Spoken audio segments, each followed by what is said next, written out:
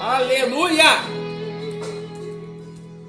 Lá vem Jesus pelo caminho de um homem sem visão. Matou a sede da mulher samaritana. O poço chorou e abandonou a sua cama. Chorou o surdo quando viu a sua voz. Se emocionou com a fé do centurião e perdoou lá no Calvário o ladrão. A sepultura ressurgiu para todos nós. Aleluia! Compartilha que nós vamos começar. Jesus irá passar, onde ele passa coxo anda, o cego tem que enxergar, chame, grite, toque nele, vem pra beira do caminho que Jesus está passando, está quebrando as correntes e aos cativos libertando. Corre aqui, você vai ver o milagre acontecer quando Jesus passar. Vem pra beira do caminho que Jesus irá passar, onde ele passa o coxo anda, o cego tem que enxergar, chame, grite, toque nele, vem pra beira do caminho que Jesus está passando, está quebrando as correntes e aos cativos libertando. Corre aqui, você vai ver o milagre acontecer quando Jesus passar. Corre aqui, você vai ver o milagre acontecer quando Jesus passar.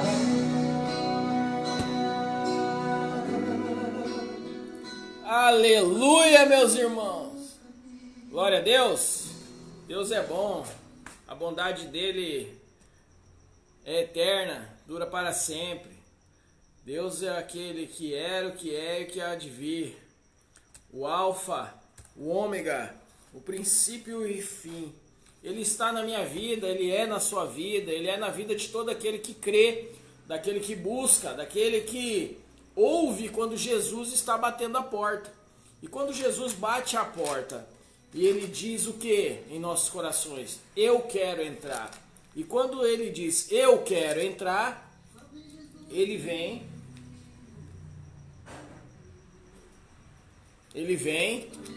entra e ceia. Ele ceia conosco, ele ceia comigo, ele ceia com você, ele ceia conosco, amém? Glória a Deus.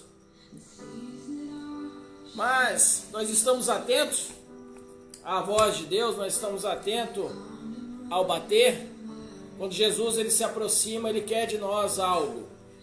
Ele quer o nosso amor, ele quer a nossa dedicação, ele quer que nós venhamos entregar tudo aquilo que incomoda, tudo aquilo que separa, tudo aquilo que faz com que nos impede de alcançar algo nele. E eu quero fazer uma pergunta. O que tem te incomodado? O que tem feito com que você venha, por algum tipo de emoção, algum tipo de circunstância que é colocada, imposta às vezes por terceiros ou por nós mesmos? O que tem te separado?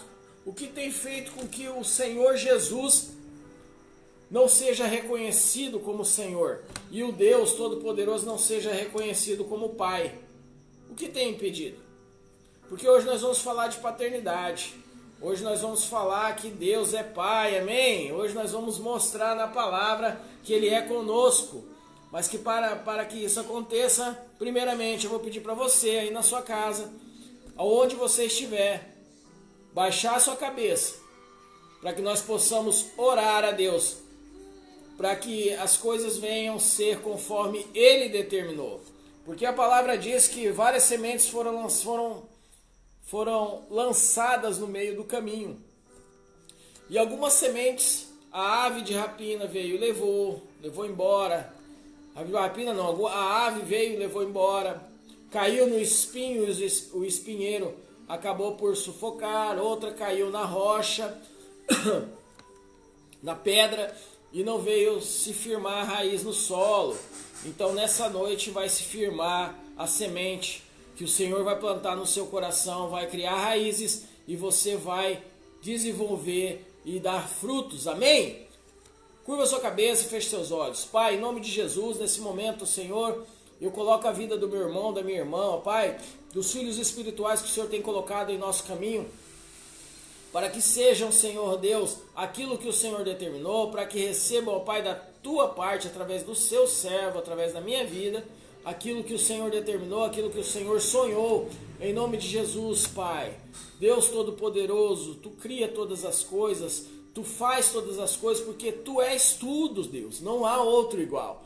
Em nome de Jesus, que o Senhor possa estar tocando nos corações, que a palavra entre, Senhor Deus, como flecha certeira, e que venha, Senhor Deus, não causar danos, mas sim, ó Pai, sangrar o sangue do Cordeiro imolado, para que possa, ó Pai, em nome de Jesus, ser sacrificado a nossa vontade, os nossos desejos, e o Senhor tome posse daquilo que é seu. Em nome de Jesus. Amém. Glória a Deus. Queridos, quero fazer uma pergunta para você. Eu quero fazer uma pergunta pertinente à paternidade. Você responde aí na sua casa, no seu lugar, aonde você está. O que é paternidade para você? O que você entende como paterno? Você pode falar, ah, pastor, é meu pai, é minha mãe, porque eu não tenho pai. Eu não reconheço um pai. Eu tenho uma mãe que é pai e mãe. Amém, glória a Deus. Muitos são as pessoas. Eu fui eu cresci com a minha mãe até uma determinada idade, onde ela era pai e mãe. Então, a figura paterna dentro do meu lar não fora reconhecida por mim. Ah, meu pai não tenho pai, eu tenho um padrasto. Querido, quero falar para você uma coisa. Seu padrasto é um pai, ele é um pai substituto. Ele é um pai que Deus colocou na sua vida para poder assumir o lugar do irresponsável que foi embora. Ah, pastor, eu não reconheço o pai, porque eu tenho uma série de situações na minha vida que nada contribuiu para que eu reconhecesse a figura do pai na minha vida. É nesse ponto que eu quero chegar. Você que não reconhece o pai que disciplina na hora certa, o pai que busca o recurso e traz para dentro do seu lar, o pai que contribui para que todas as coisas venham ser saudáveis dentro do lar. Ele existe e se chama Deus. Amém? Mas vamos lá. Vamos receber o que o Senhor tem para nós? Abra sua Bíblia aí na sua casa, onde você está. Porque um dia eu ouvi um jovem pastor, que se dizia maduro até demais, que havia assumido maturidade no intervalo de meses de uma situação para outra. Ele teve que assumir teve que desenvolver uma maturidade tão instantânea. Isso aí para mim não existe, tá? Maturidade nós adquirimos pelo sofrimento, vamos dizer assim, vamos voltar. Nós adquirimos a maturidade em Deus quando nós passamos por todos os processos necessários para que isso aconteça. É desenvolvida a maturidade. Em alguns são na dor, outros são no ensinamento, na sabedoria que vem do alto. Eu mesmo fui um que atingiu uma certa maturidade, não sou maduro totalmente, mas eu atingi uma certa maturidade em Deus através das dores, porque eu era muito cabeção, fazia muita coisa achando que era certo e na verdade era errado. Mas por que disso? Porque eu aprendi desde o seio familiar que aquela era a melhor forma de aprender, de assumir. Então assim, com meus erros eu fui chegando a Deus. Então maturidade não é a sabedoria adquirida, mas sim o ensinamento através dos anos vividos. Amém? Não existe também ninguém maduro o suficiente que não possa aprender a cada dia e melhorar a cada dia. Então, se alguma pessoa chegar para você e falar assim, você é burro, você é isso e aquilo, e você é imaturo, ela já está mostrando para você que ela não tem maturidade nenhuma. Porque ninguém que acusa, ou alguém que acusa, tem maturidade suficiente. Porque o acusador é Satanás. Então isso prova que dentro do meio cristão não possui nenhum tipo de maturidade. Então abra sua Bíblia, querido, em 1 Coríntios 4:15, que hoje nós vamos falar de paternidade. Eu ouvi desse jovem maduro, que atingiu a maturidade em 3 meses, que na palavra está escrito que a ninguém chameis de pai. Verdadeiramente, a ninguém chameis de pai. Somente o Pai que estás no céu. A honra total de uma paternidade segura, sadia, de estatura, de graça, nós devemos a Deus e a mais ninguém. Porém, o Senhor Jesus, quando ele veio, ele deixou algumas instruções, amém? E essas instruções foram levadas adiante através dos seus discípulos. Só que se nós formos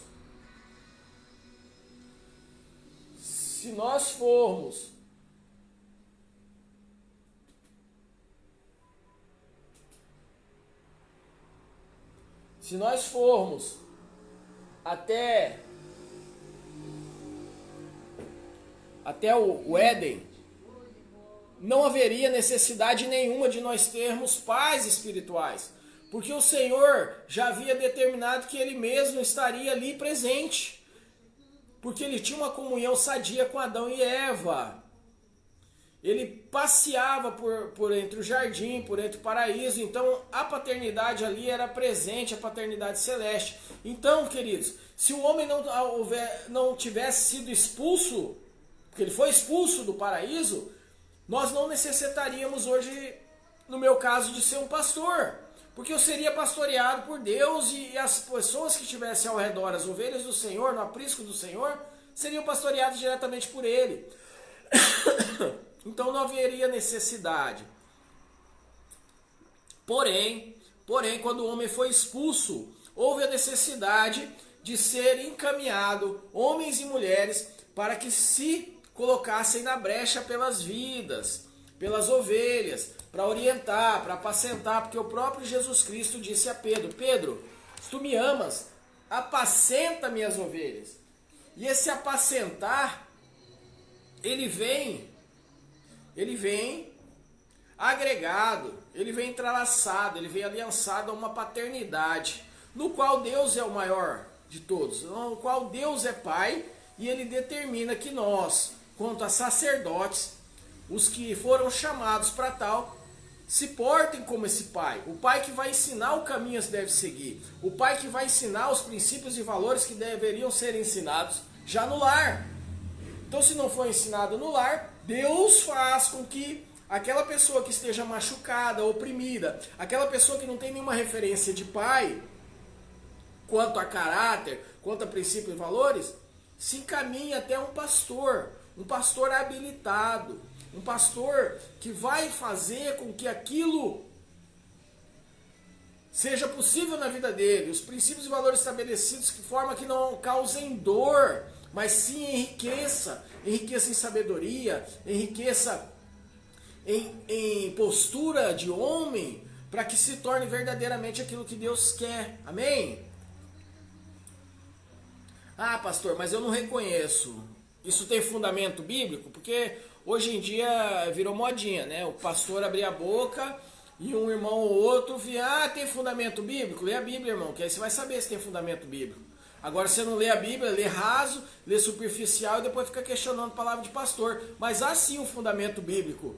Quando o Senhor pediu para que Abraão saísse do meio da casa dele, da parentela dele, ele fez uma promessa que multiplicaria a descendência de Abraão mais do que as estrelas do céu e a areia do mar, seriam incontáveis.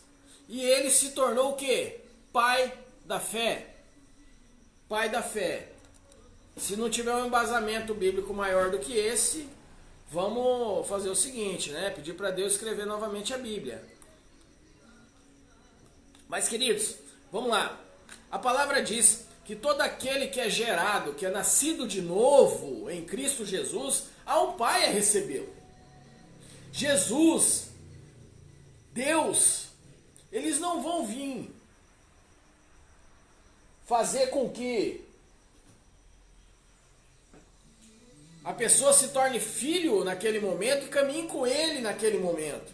Há um processo chamado de cura, de libertação. Ah, que cura, que libertação? As mazelas, os espinhos, os carrapichos. Às vezes é um trauma emocional, às vezes é um abuso, às vezes é um assédio moral, um assédio sexual. Enfim, são N situações no qual há necessidade que tenha um pai espiritual que possa estar conduzindo aos caminhos do Senhor, embasado na palavra. Porque se não houver um embasamento bíblico, se não houver dentro da palavra, o filho tem sim o direito de questionar e até mesmo deixar aquele pai por falta de um ensinamento, por falta de um alimento de qualidade. Porque a palavra diz que nem só de pão viverá o homem, mas sim de toda a palavra que sai da boca do Senhor. E a palavra que vem do Senhor passa através desse Pai. Porque está escrito em 1 Coríntios 4, verso 15: Pois, ainda que venhais a ter 10.000 tutores em Cristo, não tereis, entretanto, muitos pais.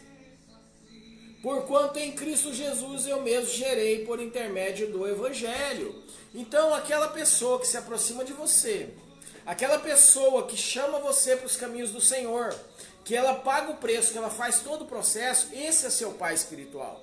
Ele quer o seu bem, por mais doloroso que pareça ser, ou rígido, ou às vezes a pessoa é um pouco, como eu vou te dizer, dura demais. Isso é um molde de caráter, porque todo aquele que nasce, há um processo de transformação, há um processo onde o caráter vai ser moldado, e é o pai da fé, o pai espiritual que faz isso, que conduz aquele recém-nascido espiritualmente até os caminhos do Senhor.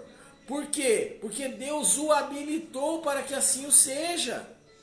E às vezes, quando o pai está dando alimento para a criança, primeiro vem a papinha, primeiro vem o leite, depois vem a papinha e o alimento sólido, são 3 estágios. Por que isso acontece? Para que a nossa identidade em Cristo seja formada, para que a nossa identidade em Cristo seja firmada, para que nós venhamos receber poder que venha do alto. Quando vem o Espírito Santo, a descida do Espírito Santo através de um batismo, há uma transformação. Só que essa transformação nós devemos ter alguém do lado que venha pegar em nossas mãos e falar: filho, eu faço parte da sua vida daqui por diante, então vamos caminhar juntos, porque algo vai acontecer, algo transformador, algo novo, algo que vai te fazer vencedor. Porque a palavra diz que nós somos mais do que vencedores, em Cristo Jesus. Não há vitória fora de Cristo Jesus, querido. Não há. Esses dias nós estávamos cultuando na igreja onde nós vamos cultuar, e o pastor falou algo que me chamou a atenção, né? Ele falou algo acerca do grão de mostarda, hoje no culto novamente do grão de mostarda, que é referente à multiplicação, é referente, se tiveres a sua fé presta bem atenção, como do tamanho de um grão de uma mostarda, você vai olhar para o monte, vai dizer: atira-te ao mar, ou sai daqui e vai para ali. É verdade, mas nós devemos ter a fé como do tamanho do grão de mostarda, não do tamanho do grão de mostarda. Porque se nós tivermos fé do tamanho do grão de uma mostarda, ela será suficiente, mas dentro de uma limitação. Mas se nós tivermos fé como? Só nos basearmos naquela semente, nós atingiremos um grau altíssimo em Deus, onde resultados serão multiplicados através de vidas. Através de vidas. E como isso pode acontecer em nossas vidas? Só quando nós assumimos uma identidade em Cristo. Porque a paternidade, ela gera, entenda, a paternidade, ela gera uma identidade. E essa identidade que um pai espiritual vai estar trabalhando em favor para que ela aconteça na vida de outros, já passou por ele, ele já está estabelecido, ele sabe quem ele é em Cristo. Mas hoje em dia há muita confusão, irmãos. Há muita confusão. Muitos falam assim, Adão e Eva foram expulsos do paraíso. Eu contesto isso. Foram expulsos do paraíso por conta do pecado. Foi lá, pegou o fruto e pela desobediência foi expulso. Eu não acredito nisso. Eu não acredito nisso porque dentro do que o Senhor vem revelado para mim, dentro daquilo que eu tenho estudado, foi um dos motivos. Mas o maior motivo do que Adão e Eva foram expulsos do paraíso foi porque eles deixaram a paternidade do Senhor, agiram com rebeldia e Adão simplesmente acusou o pai por ter dado uma mulher que o levou ao pecado. Senhor, a mulher que tu me deste, está escrito na palavra, irmão, vamos para a palavra? A mulher que tu me deste, fizeste com que eu pecasse. Então, ou seja, Senhor, a culpa é tua, não é minha, porque você me deu uma mulher e ela fez com que eu pecasse. Banana, me desculpa, mas o homem que não se estabelece na vida como sacerdote do lar, como homem provedor, e além de ser provedor, o homem que dá a direção, é banana. Porque deixar a mulher assumir algo que numa posição, uma postura que não cabe a ela, é banana. Cabe sim um casal, quando estão vivendo maritalmente junto, legalmente, aos olhos de Deus, na conformidade dos homens,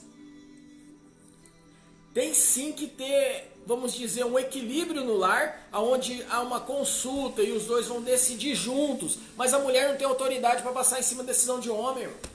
Porque há situações, sim, que quem dá a direção é o homem. Esses dias eu estava ouvindo um pastor, eu não sei o que, líder de casais, sei lá o que era aquele cara, mas se intitulava alguma coisa e eu não me recordo. Falando que, se chegar alguma coisa, se houver um risco, que tem que eu tomar uma decisão na hora, não toma sem consultar sua mulher, porque, não, mas tem que ser agora, porque não dá para esperar.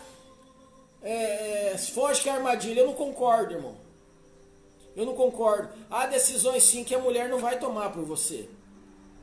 Há decisões sim que ela vai ser comunicada, pode ser tomadas. Mas isso, quem traz a paz é o Espírito Santo. Se não houver paz, esquece. Esquece. Na dúvida, não faça. Aí é diferente. Mas, com certeza, nós casamos para ser uma só carne. Uma só carne não anda separado, irmão. Não tem como me torar no meio e o meu lado esquerdo para a esquerda e o meu lado direito para a direita. Não, o casal é para andar junto, um do lado do outro e seguir em frente num propósito. Então a mulher sim tem que saber de todos os passos do homem. Amém? Glória a Deus. Então, queridos, se Adão não tivesse acusado a Deus do ato que ele mesmo, vamos dizer, o ato infracional que ele cometeu, cara, hoje nós não precisaríamos de pai de fé, pai de nada. A gente estava com o pai soberano, o pai que é todo sobre os pais, aquele que era, que é e que sempre será. Amém? Então, amados, a palavra diz que, vamos lá, acerca da queda do homem, né? Então assim foram concluídos o céu e a terra, a origem da humanidade, essa história da humanidade, no tempo em que Yahvé criou o céu e a terra. Amém? Aí disseste o seguinte, naquele dia, quando soprava, Gênesis 2, verso 8, naquele dia, quando soprava,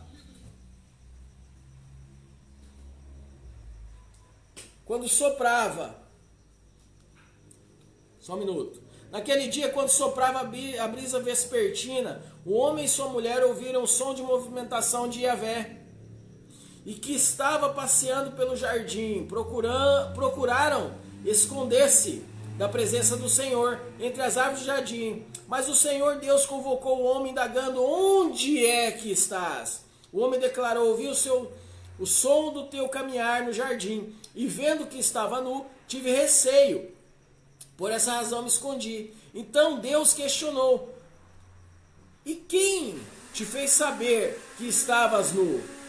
Como comeste então da árvore que te proibi de comer?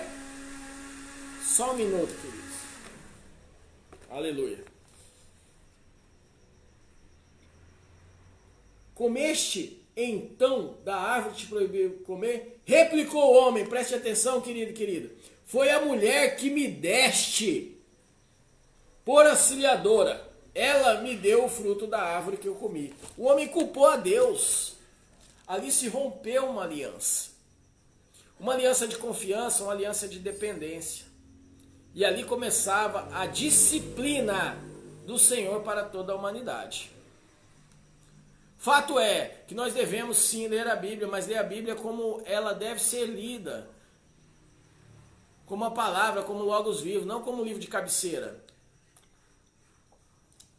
Livro de cabeceira você não presta atenção nos detalhes, você quer chegar no final o mais rápido possível. A Bíblia não, a Bíblia você tem que prestar atenção nos detalhes. O que sempre me chama a atenção na Bíblia são os detalhes.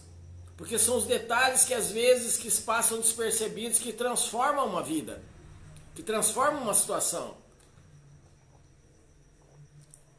Então, começou a disciplina do Senhor. Por quê? Porque a nossa identidade deve ser formada, o caráter deve ser formado. E um construtor que edifica sobre uma boa base, ele tem um bom alicerce. Por que eu estou dizendo isso? Porque se a base não for Cristo, se a base não for o Espírito Santo andando conosco todos os dias, e Deus orientando os anjos para que venham em nosso favor, porque está escrito na palavra, dê ordem aos teus anjos a nosso respeito, para que venham ao nosso favor, não há coisa alguma. E essa base, esse alicerce é feito de qual forma?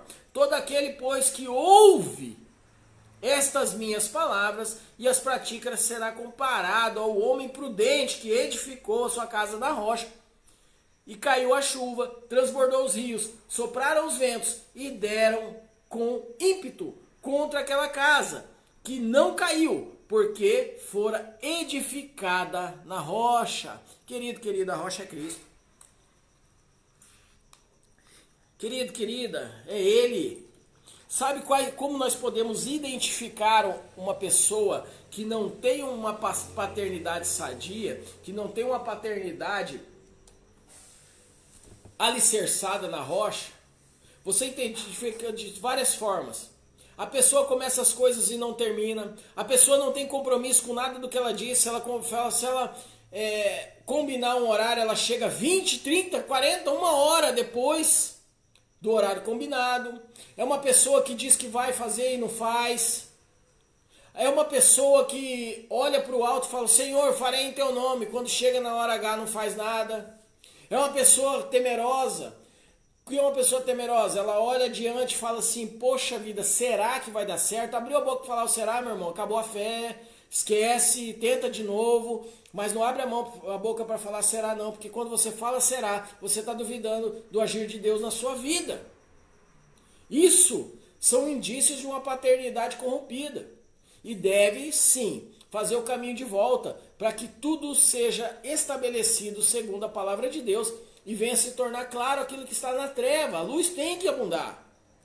Segundo, um guerreiro que mesmo cansado persiste.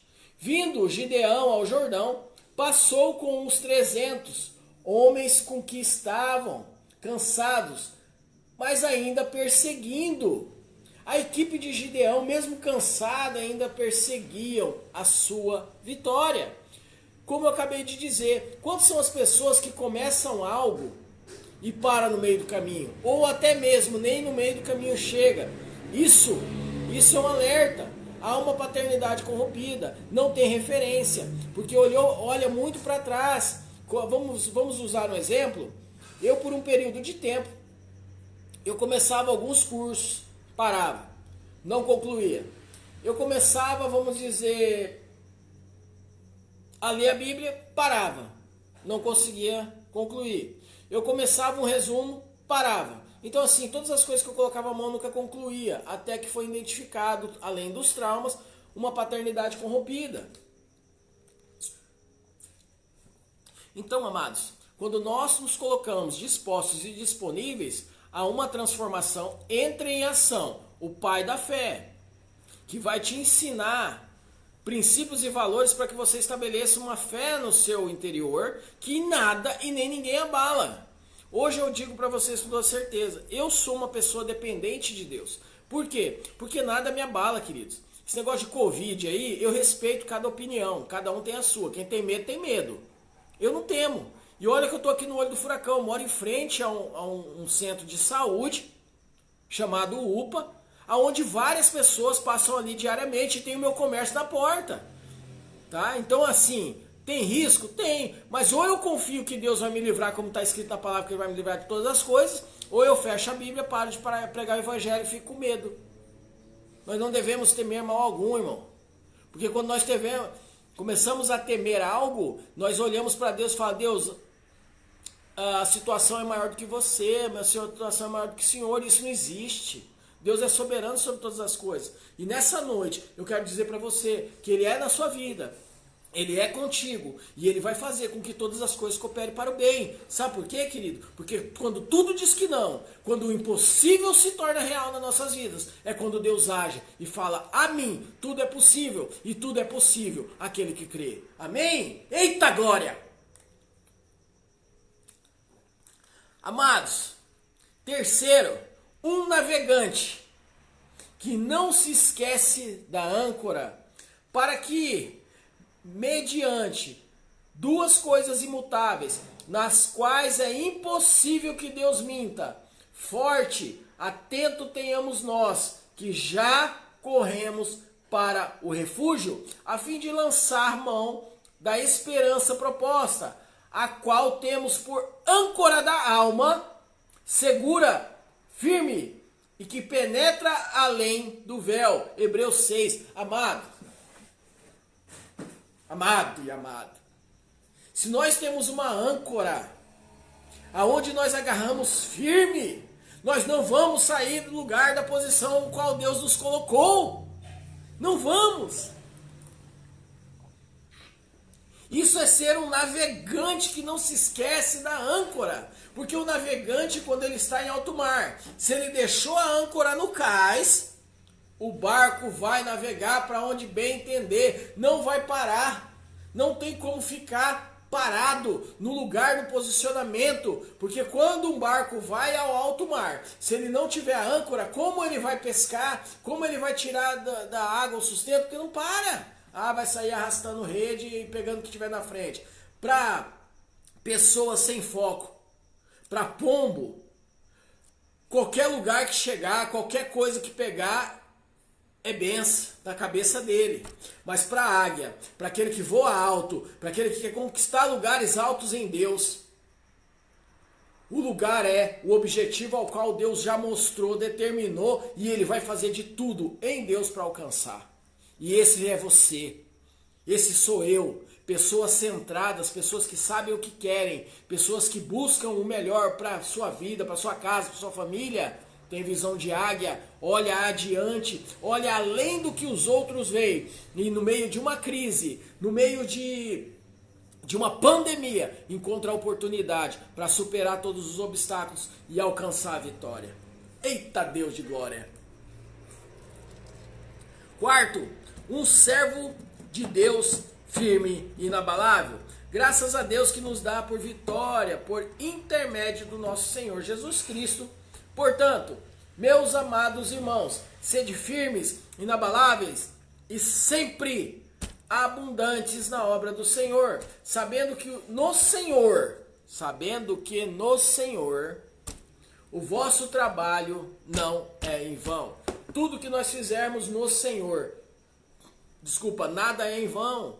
Tudo que nós colocamos na mão do Senhor e pedimos para o Senhor alinhado com a vontade dele não é em vão. Hoje você pode ser uma pessoa que se questiona. Deus, eu estou naquele trabalho, naquela porta que o Senhor disseste que abriu para mim e não anda, as coisas não acontecem. Querida, ora mais. Persista, persevere, porque Deus vai te dar vitória. Às vezes a sua vitória é algo que está te arrebentando por dentro. Persista, não desista, siga em frente, porque Deus vai te dar vitória. Uma enfermidade, Se ele é o médico dos médicos, ele é o Senhor dos senhores, nada para ele é impossível. Persista. Ah, pastor, mas Deus é médico, irmão. A primeira cirurgia no mundo foram feitas pelas mãos de Deus. Como assim, pastor? Querido, Adão, ele colocou Adão, ele deu anestesia para Adão, e Adão caiu num sono profundo. Ele retirou a costela de Adão e formou Eva. A primeira cirurgia do mundo foi Deus que fez. Eita glória! E ele gerou, a partir de uma costela, um ser, uma mulher virtuosa, auxiliadora, que é você, mulher que me ouve agora e me vê agora. Ele gerou através de uma costela. Então Deus, ele é o Deus do impossível. Se ele conseguiu, desculpa, se ele fez a geração de um ser humano através de uma costela, o que é impossível para ele? Nada. Então seja aquilo que Deus determinou que você é, vencedor e vencedora. Não desista no meio do caminho. Esse pai espiritual aqui, ó, tem vários discípulos espalhados nesse Brasil. E esses discípulos espalhados no Brasil, não viu um ainda. Um que não obteve a sua vitória, seguindo as orientações que esse servo sempre dá. Esse pai que ama os filhos. E eu amo cada um, viu, Bia? Rosane, Vinícius, o Gabriel, se estiver me vendo, Rose. Porque eu não fui gerado num ventre corrompido. Eu fui gerado num ventre santo. Porque se Deus me fez, Ele me gerou, Ele colocou no ventre da minha mãe biológica, é porque era santo, separado, para que gerasse hoje um pastor de excelência, amém? Porque, ó, eu me coloco na brecha, irmão. Eu me coloco na brecha pelos meus, não admito que ninguém venha interferir no processo.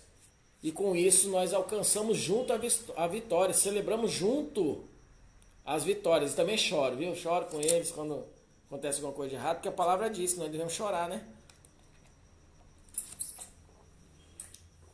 Então, queridos, um pai de amor, um pai na fé, sempre vai fazer o possível para alegrar o seu filho, a sua filha, amém? E orientar da melhor forma para que o pai do pecado não se aproxime.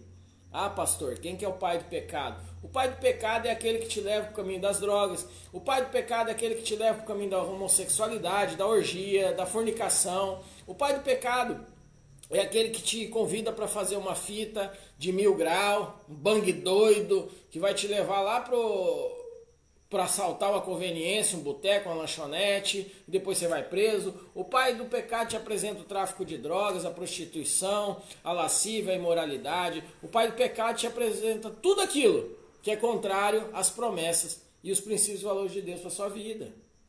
Então, querido, a disciplina de Deus, a nossa identidade de Cristo tem que ser pautada nesses 3 quesitos. Ser um construtor, um guerreiro, um navegante. Quarto, um servo de Deus firme e inabalável, que eu acabei de dizer, porque a nossa vitória ela vem por intermédio de Cristo Jesus. Portanto, meus amados irmãos, sede firmes. Quinta, uma testemunha de Cristo persiste e é revestida de poder, pois mas recebei poder ao descer sobre vós o Espírito Santo, sereis minhas testemunhas, tanto em Jerusalém como toda a Judéia e Samaria, até os confins da terra. Então não há limite. Quem limita as coisas para as nossas vidas somos nós mesmos. Ah, como nós limitamos? Quando nós dissemos que não somos capazes, que nós não vamos vencer, que nós não vamos romper. Então, querido, infelizmente, aquilo que nos atrapalha, aquilo que nos faz paralisar, aquilo que não nos deixa caminhar, somos nós mesmos. Então nós devemos ser uma testemunha de Cristo, para que sejamos revestidos de poder. Sexto, um soldado revestido da armadura. Eita glória! Mas Deus tem uma armadura para nós? Sim, sim. Está escrito lá em Efésios 10-12. Portanto, seja revestido de toda a armadura de Deus, para que possais estar firmes contra as astutas ciladas do diabo. Como que nós vamos revestir essa armadura? Nós vamos pedir para Deus a armadura de Deus. Nós vamos pedir para que nós venhamos embraçar o escudo da fé, cingir os nossos lombos com a verdade, vestir a couraça da justiça, calçar os pés com a preparação do evangelho da paz. que nós venhamos pegar a espada do Espírito, que é a palavra de Deus. E por último, que esse Deus dá, querido, esse nós não possuímos. Se alguém falar para você, pega o capacete da salvação, porque é teu, só se Deus der. Porque a salvação não pertence a nós, pertence a Ele. E quando nós tomamos posse, posse é diferente de pegar. Nós tomamos posse daquilo que não é dado. Pegar é coisa de laraco, de ladrão, de vagabundo. Isso é o inimigo, é o salteador, que ele não entra pela porta, ele entra pela janela. Então nós devemos saber qual é a nossa posição, o nosso lugar em Deus. Então nós recebemos o capacete, tomamos posse e colocamos o capacete da salvação, seta maligna não entra, pensamentos negativos não entram, coisas mundanas não entram. Por quê? Porque nós estamos revestidos, nós vestimos as armaduras de Deus e essas armaduras são eficazes, amém? Um atleta em busca da coroa. Por fim, não sabeis vós que os que correm no estádio, todos, na verdade, correm, mas só um leva o prêmio? Correi de tal maneira que o alcanceis. Todo atleta em tudo se domina. Aqueles para alcançar uma coroa incorruptível, nós, porém, a incorruptível. Assim corro também eu, diga eu, também eu, não sem meta, assim luto, não como desferindo golpes ao ar, mas esmurro o meu corpo, reduzindo a escravidão, para que, tendo pregado a outros, não venha eu mesmo ser desqualificado. Querido, seja sacerdote, seja ovelha, presbítero, obreiro, apóstolo, apostila. Se você correr sem uma meta e sem um objetivo que a própria palavra afirma, você é um tolo. Você está fazendo as coisas e sendo desqualificado, desleixado, desorganizado. Tudo que nós venhamos fazer na vida, a própria palavra nos encoraja a sermos objetivos, a sermos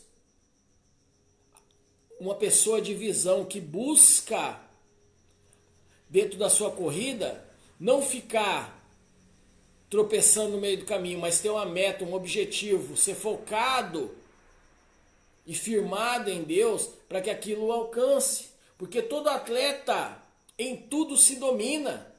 Domina suas emoções, domina o seu caráter. É um caráter segundo o caráter de Cristo.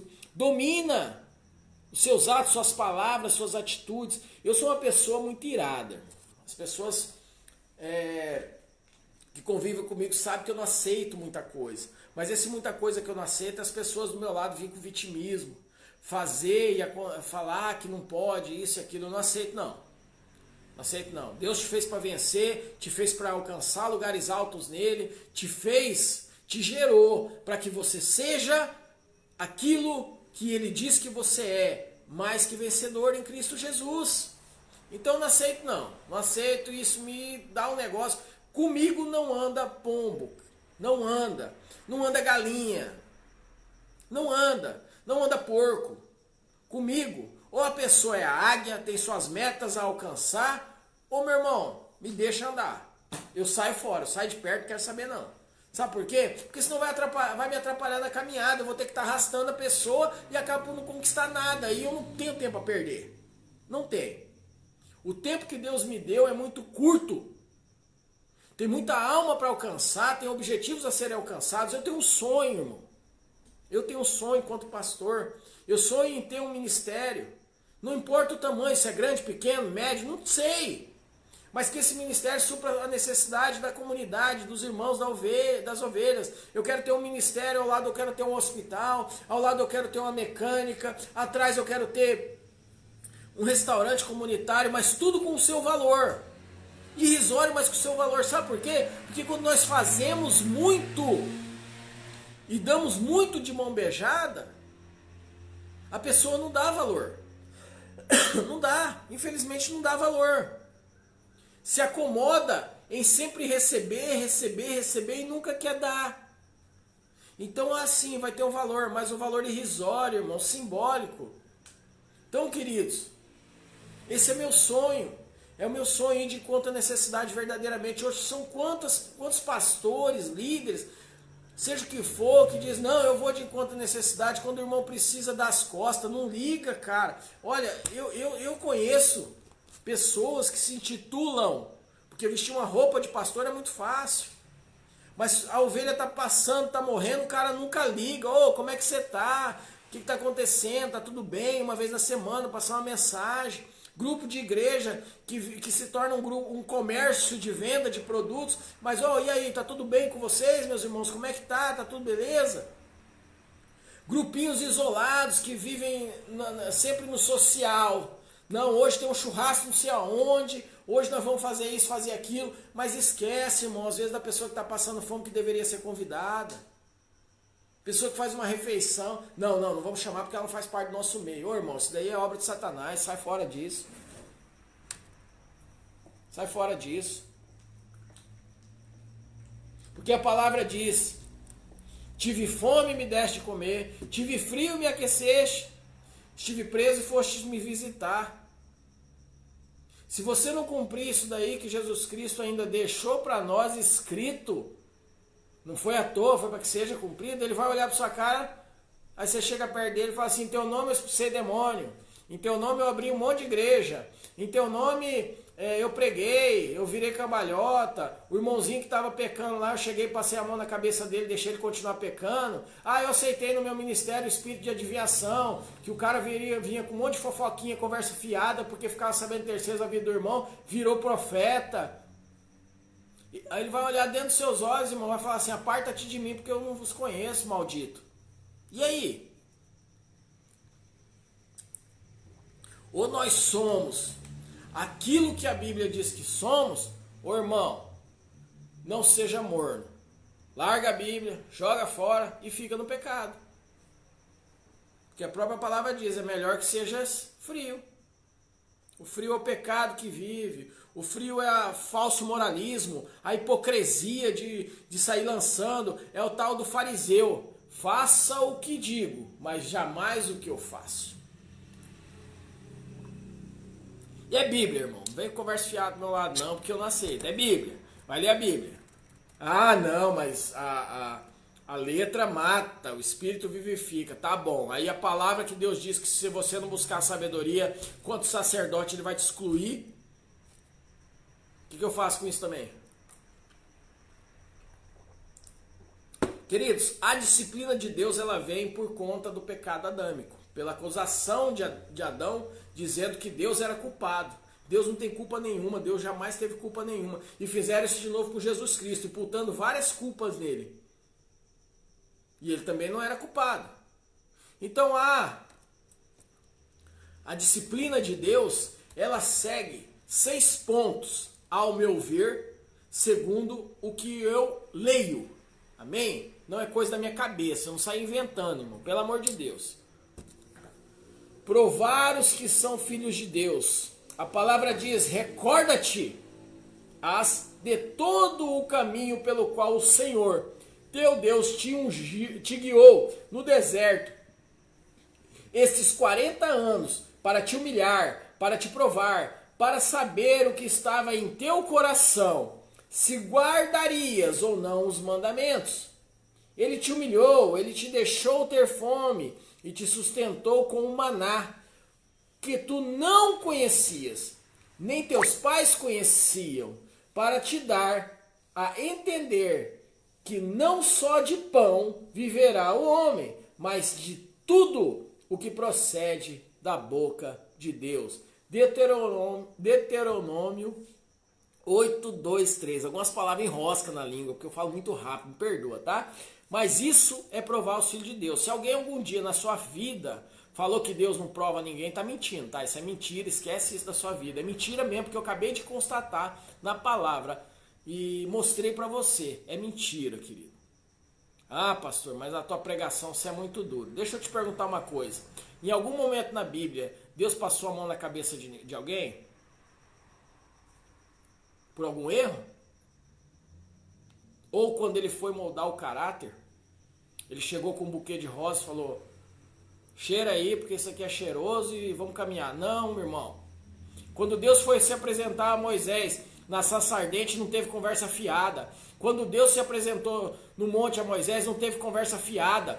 Quando Deus se apresentou para Abraão por diversas vezes, não, por algumas vezes, para Noé, e assim com todos os filhos que ele levantou como pai de algo, ele não veio com conversa fiada, foram conversas duras para moldar o caráter. Tanto é que o povo não aguentou, o povo não quis mais, porque tamanha grandeza de Deus e o peso da tua palavra, que o povo pediu: não, continua falando com Moisés que eu não quero ouvir mais tua voz não.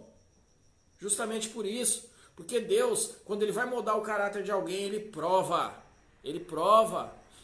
o coração. E hoje são muitos dos que, ao invés de provar o coração, o caráter, ele vai pelo talento, pela puxação de saco, pela bajulação, e começa a distribuir coisas, cargos, funções, mas sem embasamento algum, simplesmente porque tem talento. O cara virou uma cambalhota melhor do que eu, ele tem que pegar o microfone, ele tem que ser administrador de algo. Não é assim, irmão. A palavra nos instrui que nós devemos orar, que nós devemos pedir a Deus o que deve acontecer referente a pessoas. Não fazer as coisas para a nossa cabeça. Porque, primeiro, o que Deus coloca nas nossas mãos não é nosso. O que Deus coloca na nossa mão é dele. Nós apenas somos administradores, nós somos mordomos daquilo que Deus nos incumbiu para ser feito. Mas eu não sei o que. A única coisa que Deus, que foi uma expressão direta de Jesus Cristo para nossas vidas, foi ide fazer discípulo. O discípulo é nosso. Nós somos pai que gera aquele discípulo.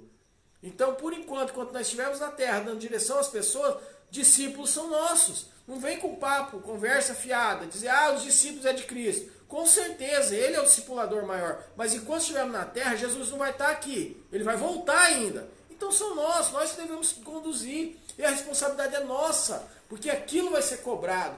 Não, mas o irmão lá é adúltero, mas está tocando. O problema é dele, irmão. E do fulano que deixou ele estar lá, que se intitula líder. Porque se ele sabe do adultério e não toma providência, coloca a pessoa de banco, vai ser cobrado dele. Então não esquenta, mas porém, seja tu a diferença que busque em outro. Aleluia! Oh, glória a Deus! Não tem mais tempo, irmão. Não tem mais tempo para ficar pensando em coisas e meio de falar com as pessoas, a não ser da forma que a palavra nos ensina. E o ministério de Elias é pesado, hein? Mas eu amo. Segundo, purificar. Mas quem suportará o dia da sua vinda? E quem subsistirá quando ele aparecer? Porque ele será como o fogo dos ouvires e como o sabão dos lavadeiros. Assentar-se-á como um derretedor e purificador da prata. Purificará os filhos de Levi e os refinará com ouro e como prata. Eles trarão ao Senhor justas ofertas. Então a oferta de Judá e de Jerusalém será agradável ao Senhor, como nos dias antigos, como nos primeiros anos. Malaquias 3, 2 e 4.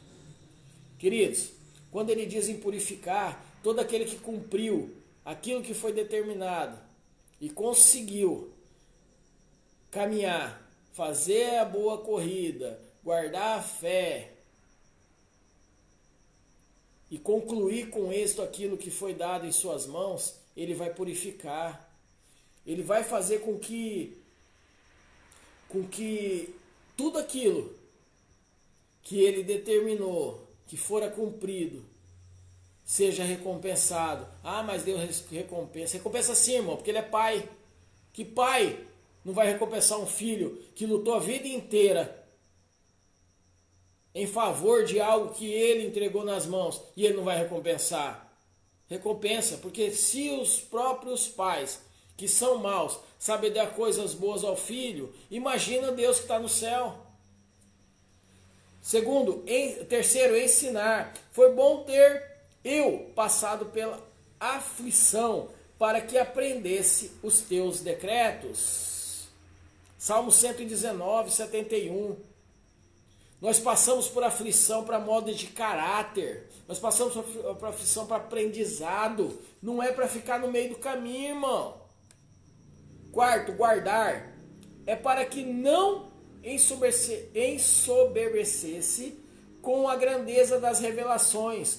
Foi-me posto um espinho na carne, mensageiro de Satanás, para me esbofetear, a fim que eu não me exalte. Tudo que você venha fazer para Deus, você não pode bater no peito e achar que é você. Nós devemos achar não, ter a certeza que é Deus que age através das nossas vidas. Mas para que isso aconteça, querido, nós devemos nos humilhar a Ele e ter o entendimento de que é Ele que faz tudo através das nossas vidas e é por Ele, para Ele todas as coisas. E hoje tem muito santarrão aí que acha que o ministério é dele, que a igreja que Deus mandou ele abrir é dele, é uma empresa geradora de lucro. Não é não, irmão. Eu vou falar um negócio para vocês que pouco falam e tem um monte de gente virada no bicho comigo. Dízimo é dada na casa do tesouro para que haja mantimento na casa de Deus. Casa do tesouro é uma, casa de Deus é outra. A casa do tesouro é o templo onde é depositado. Tem conta para pagar? Tem. Mas o restante, a maior parte, tem que ser destinada à casa de Deus. Qual é a casa de Deus? A necessidade dos irmãos. Aquele irmãozinho que está passando fome, está com o aluguel atrasado. Aquele irmãozinho que precisa muito de um dinheiro para algo que vem tirando o tormento dele. Isso é para ser destinado. Ah, pastor, mas onde o senhor tirou isso? Casa do tesouro é o quê? Templo construído por mão de homens. Casa de Deus, está escrito na palavra, somos nós, eu e você, porque nós somos templo do Espírito Santo, casa de Deus, morada do Pai. Então entenda, querido, não estou dizendo para você não dar dízimo, devolver para Deus aquilo que cabe, mas é conforme, querido, a alegria gerada no seu coração, é conforme aquilo que vem, não com tormento, não com angústia, não porque precisa, mas sim porque tem alegria em devolver aquilo, os 10% que Deus te deu. E vai haver mantimento na casa dele, amém? Vai ser benefício para você, para sua casa, para sua família e para outros. Restaurar.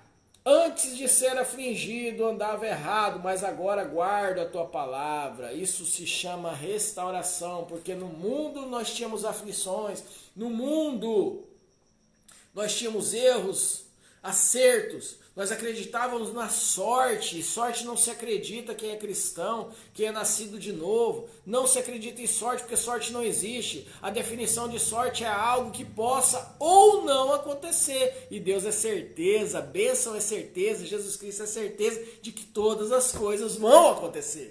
Amém? Glória a Deus. Sexto, fazer-nos prosperar, amado. Estes 3 homens, Sadraque, Mesaque e Abednego, caíram atados dentro de uma fornalha, sobremaneira acesa. Daniel 3:23. Após a prova, a disciplina, vem a prosperidade, aleluia. Ah, pastor, vou ficar milionário, bilionário da noite por dia. Não, irmão, você não vai. Porque se no seu coração tiver alguma corrupção e Deus for te dar algo do que você, além do que você possa administrar e vai te desviar, Ele não vai te dar. Ele vai te dar o suficiente para você viver. Só que a prosperidade, ela é uma linha tênue, onde todas as coisas dão certo. Você dorme, você acorda em paz. Você vive sua vida em paz, você conquista em paz. O pouco ou muito faz com que você tenha uma vida assim. Aleluia! Conclusão, queridos. Veja as instruções do Espírito Santo através de Paulo. Regozijai-vos na esperança, sede pacientes na tribulação e na oração perseverantes. Aleluia! Romanos 12:12. O tema segundo Pedro, ora, o Deus que de toda a graça, que em Cristo vos chamou à sua eterna glória, depois de terdes sofrido por um pouco, ele mesmo vos há de aperfeiçoar, firmar, fortificar e fundamentar. Aleluia! Jesus disse que os limpos de coração verão a Deus. Glória a Deus, querido.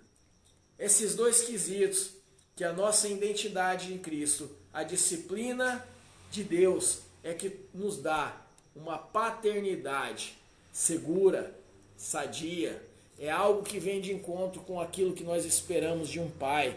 Então você que me vê, que me ouve, que é um líder, você que me vê, que me ouve, que é um pastor, sacerdote, apóstolo, apostilo, bíblia, bispo, seja o que for, não trate os filhos espirituais que Deus colocou no seu caminho como servos, como escravos.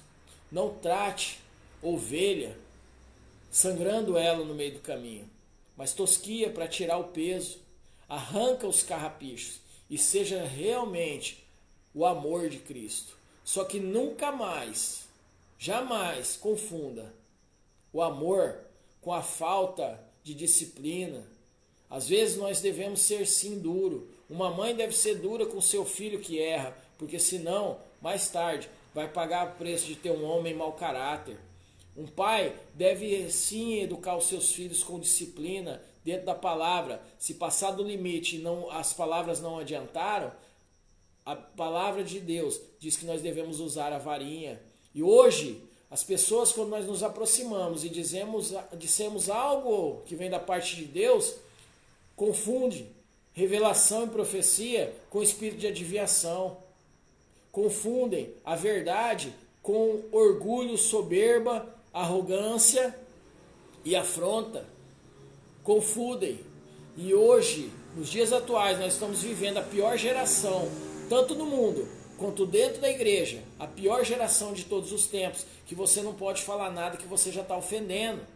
Inventaram no mundo vários tipos de acusações para destruir os princípios de Deus e os valores estabelecidos. Mas eu creio em Deus que tudo isso vai ser transformado, vai ser mudado. Amém? Que Deus possa abençoar você, sua casa e sua família. Que a paternidade seja esclarecida. Que você possa deixar um legado de fé, de amor. Se afasta do pai e da mãe do pecado. Se afasta dos caminhos do homem e da mulher imoral. Se afasta dos caminhos do homem e da mulher sanguinário. Porque enquanto você acha que o mundo sobrenatural não existe, ele está agindo para te derrubar. Está agindo para te matar e para te destruir. Então, querido, firma em Deus, porque Deus tem coisas que nós não imaginamos. Deus tem coisas que nós não pedimos e é o melhor. Amém? Deus te abençoe, que Deus possa estar guardando você e sua casa. O meu desejo é que você vá para a melhor semana, para a semana mais abençoada da sua vida. Obrigado por até aqui ter nos acompanhado, porque eu não estou sozinho. O Espírito Santo está aqui do lado. Amém? Deus te abençoe.